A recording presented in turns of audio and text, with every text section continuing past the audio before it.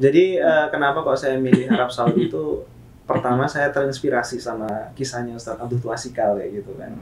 Jadi selain beliau belajar teknik kimia, master di sini juga kan beliau, tapi beliau juga mau belajar agama gitu kan. Nah, saya tertarik kayak gitu kan. Jadi dunia sama akhiratnya itu diusahakan seimbang kayak gitu. Kita juga belajar dunia tapi akhirat juga nggak boleh ketinggalan. Jadi harus berjalan beriringan kayak gitu.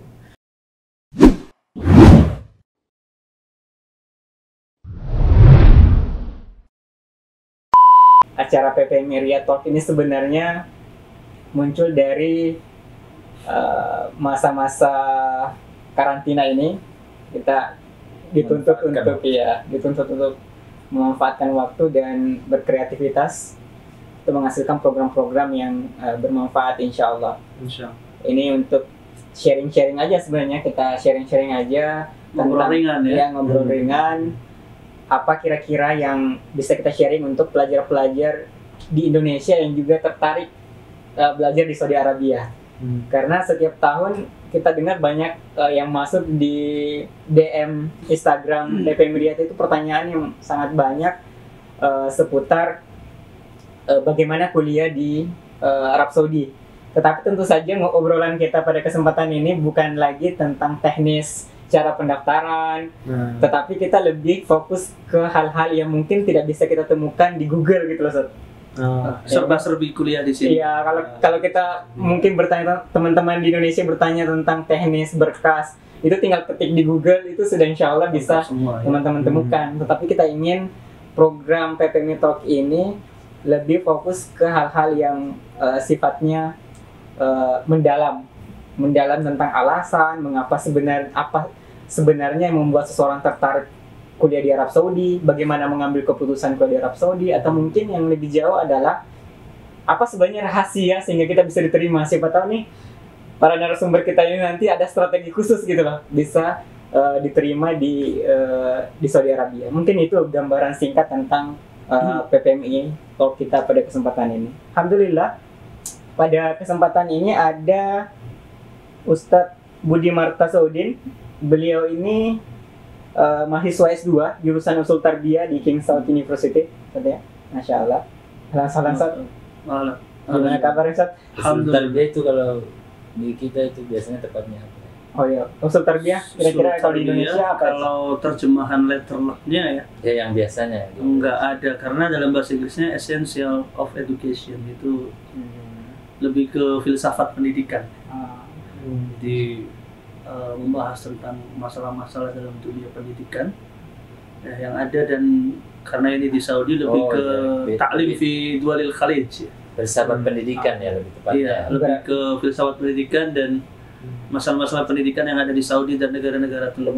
Berarti fokus contoh-contoh pendidikan yang diangkat adalah pendidikan yang ada di negara-negara teluk. Yang ada di negara-negara teluk. Lebih ke permasalahan ya tentang mulai sistem manajemen sekolah, kemudian kurikulumnya juga. Jadi semua hal yang terkait dengan masalah-masalah pendidikan. Jadi intinya pendidikan di Middle East ya, Ustaz ya? Pendidikan di Middle East ya, lebih ke teluk seperti itu. Lebih banyaknya itu ya, materi dan kontennya. Ada Ustaz Kaisar Lahia Sike, alumni ya, alumni S2 Ilmu Ekonomi King Saud University. Alumni di Ambang alumni. Itu fokus belajar ilmu ekonominya seperti apa? Di ilmu ekonomi seperti apa? Kalau sebenarnya di sini itu sebenarnya kalau bahasa di sini general tracks of economics, ya ekonomi umum. Cuma tetap ada sentuhan ekonomi Islamnya, meskipun dia tidak dinamakan sebagai sebuah departemen Islam. Ya, karena memang di sini kayak misalnya saya di departemennya kan education ya, di pendidikan. Meskipun ada nilai-nilai keislamannya, tapi nggak dicantumkan Islam ya. Seperti misalnya manajemen pendidikan kan, manajemen pendidikan Islam. Kemudian saya di Usul Tarbiyah kan, meskipun juga ada nilai-nilai keislamannya, tapi bukan Usul Tarbiyah Islamiyah gitu. Kenapa demikian? Karena ketika disebutkan pendidikan di sini ya pendidikan Islam. Mungkin sama halnya dengan ekonomi juga, ketika menyebut ekonomi Islam gitu ya. Meskipun agak Berbeda ya mungkin ya. Gitu sih, begitu dulu. Kalau sebenarnya kita itu tidak perlu pakai nama ekonomi Islam karena kita mau kontennya, esensi dan substansinya intinya ada. Meskipun memang ada ekonomi Islam secara mata kuliah dipelajari ya, ada satu mata kuliah ekonomi Islam. Cuma secara nama dia namanya ekonomi Master of Science in Economics. Karena di sini yang unik di sini berbeda dari kita, ekonomi itu masuk cluster science di Saudi secara umum. Berarti beda ya. Indonesia kan masuknya klaster sosial gitu. Kalau di sini dia masuk klaster science, termasuk bisnis itu masuk di cluster science. Makanya gitu. mukafahnya itu 890 itu bukan 840. Oh gitu. Karena sains. Karena dia sains. Iya. Dan dia sebenarnya berbahasa kalau sains Ya nanti kita akan sini. Oke, baik. Ada Mas Latif Arifuddin, mahasiswa master di Science in Material Engineering ya. Iya. Material engineering Islam bukan? Belajar Jadi sebenarnya itu masuk di College of Engineering ya. Terus kemudian lebih khusus lagi Mechanical Engineering. Jurusan. Terus kemudian Kalau di Indonesia apa itu? Apanya? Teknik mesin Islam. Mesin. Enggak ada Islamnya Ustaz. Teknik mesin aja. Nah, lebih spesifik lagi Science in Material Engineering. Oke.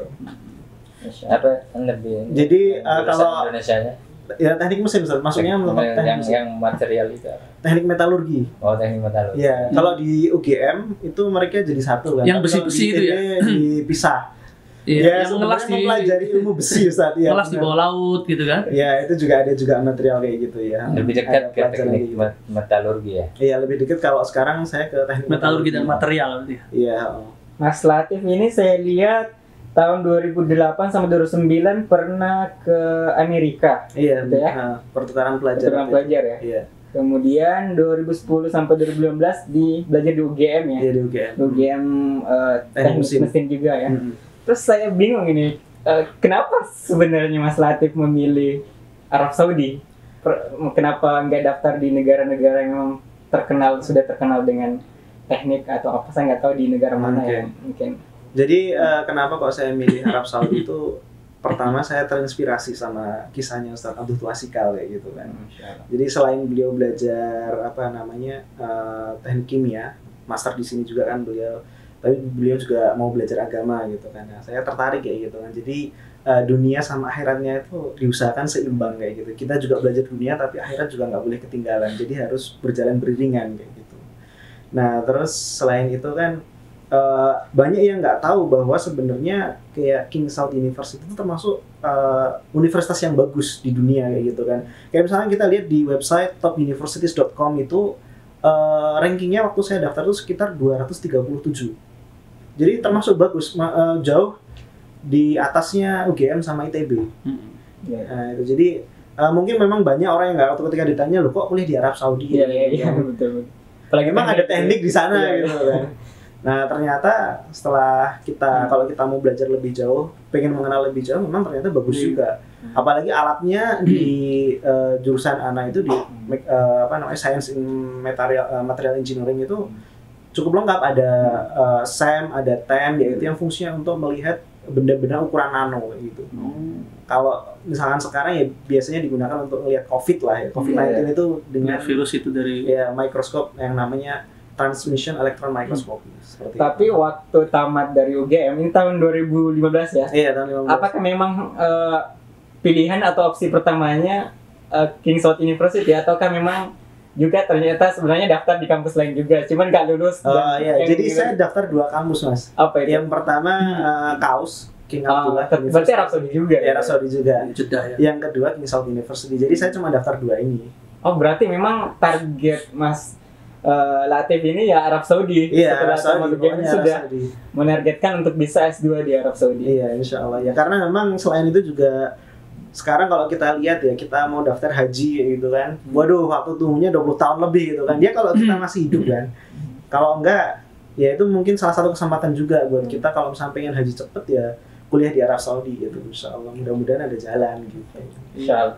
Terus Kaiser, kenapa nggak lanjut di S2 daftar di Amerika atau di Eropa? Kenapa harus Arab Saudi? Frankly ya. Sebenarnya dulu Ana pernah daftar kuliah di sebelum kesini nih. Dulu S2 di Unhas, Universitas Hasan. Oh sudah, oh iya kan beliau, oh ya sekedar masih beliau juga ini S1 di Unhas, berarti sudah kuliah S2 di Unhas Sudah juga. 1 semester selesai. Tapi karena ada LOE dari sini, ada pertama sekali offer dulu sebelum ada LOE, ada tawaran mau nggak? Ya karena Ana melihat pertimbangan, meskipun sebelum itu pernah daftar di Malaysia dan lulus tapi nggak ada beasiswa di kebangsaan Malaysia, tapi nggak ada beasiswanya. Nah sambil kuliah di Unhas 1 semester selesai ada tawaran, Ana setuju. Anak konfirmasi setuju, langsung dikirimi LOE surat panggilan. Nah, sebenarnya kalau alasan mengapa memilih ya kuliah di sini rata-rata di antara kita sama dengan Mas Latif tadi, lebih memilih bahwa kesempatan belajar agama di sini ada, lingkungan bisa belajar bahasa Arab juga ada, terus kesempatan berhaji dan umroh itu ada, beribadah artinya lebih, karena kita kan di Indonesia itu kan meskipun sekarang lagi tertahan ini ya, nggak bisa umroh. Iya, nggak bisa umroh dan haji. Aduh, sedih Rambut ini. udah pada panjang nih. Mudah-mudahan panjang umur. Semoga segera berakhir.